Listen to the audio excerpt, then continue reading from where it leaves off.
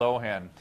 Can I help us understand why Lindsay may never see the inside of a jail? And before you answer, let me just say, seeing the inside of a jail could save Lindsay. Sorry, Lindsay, but it could save her life. I agree with you, and I think that was my argument the last time I was in court when I conducted the felony preliminary hearing and urged Judge Sautner not to reduce the felony to a misdemeanor. Because had Judge Sautner continued on with the felony, if Lindsay Lohan had violated her probation, she would be in jail with no bail. Because that's the difference between a felony and a misdemeanor. There's no bail on a probation violation. With a misdemeanor, we play the same game that we had been playing with Lindsay throughout the time that I had been prosecuting Lindsay Lohan. She'd violate, judge would sentence her to jail, she'd bail out the next day. Or she'd bail out that day. Well, and addicts play cat and mouse. That's how they survive. That's how they get along. And it seems like the judge now, Judge Sautner, is that her name? Sautner? Has had it.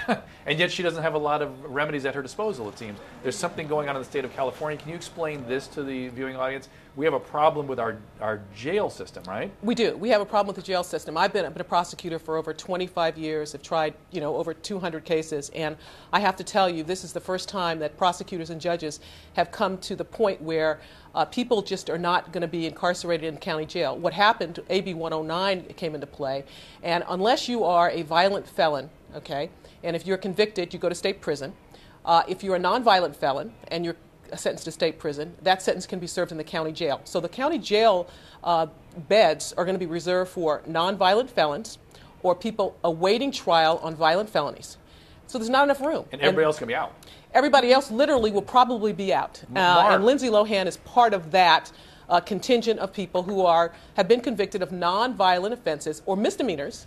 They're not going to do any county jail time. Mark, I just want to ask you a simple question. Are attorneys around the country aware of the problem we're having here in California? And is it a similar problem in other states?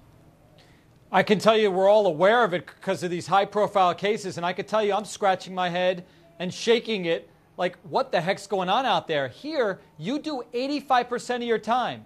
No parole, that's it.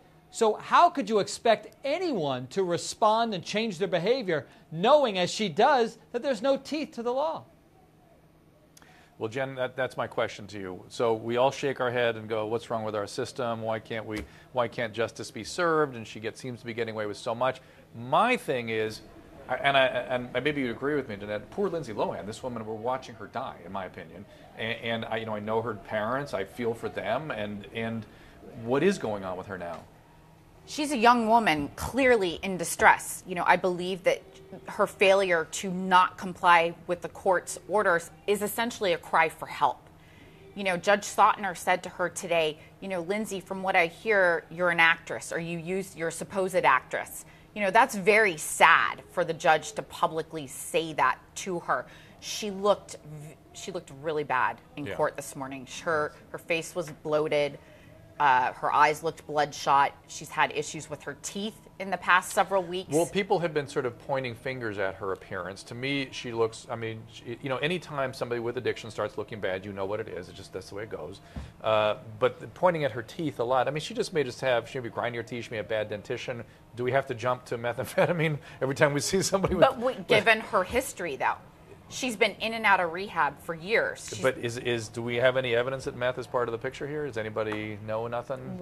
Danette's got a little smile on her face. Was that part of the? I'm not allowed to discuss those kinds of things. If that's true, let me just say, if that's true, it's even worse than I think. Because my fear has been that she'd just be getting prescription drugs and that she's sort of justifying using medicines because doctors are prescribing them. It's a Michael Jackson story all over again. And it happens all the time with celebrities. I'm here screaming about it every night. And here is another example. Danette, I can tell you, Dr. Drew, you'll remember when we were in court with Lindsay, and my offer to Lindsay Lohan was 3 years formal probation, 180 days in county jail, and rehabilitation. And we would have had that had Judge Sautner allowed us to continue with this case as a felony. That was based upon my 25 years of experience, my head deputy's experience. We saw what Lindsay Lohan had been doing with the misdemeanor charges and the continual violation of probation. And when you have a person like that, that's why you have a felony, so you can do that. You can rehabilitate Lindsay Lohan, and that's exactly what she did. It's rehabilitation. Exactly. Well, you got to contain her. You have to get her attention. But it's not to be a mean person or retribution. Exactly. It's to save. This is what people I think misunderstand about the legal system when it comes to substance users. There's a good use to it. At least an enlightened judge usually will require this. And let me tell you something. what do Dr. Conrad Murray and Lindsay Lohan have in common? I think it's more like Michael and Lindsay had something in common. No. Dr. Conrad Murray, if he's convicted of his involuntary manslaughter charge, he gets sentenced to county jail. There is a very strong probability he will be serving his sentence at home under house arrest. Oh, him too.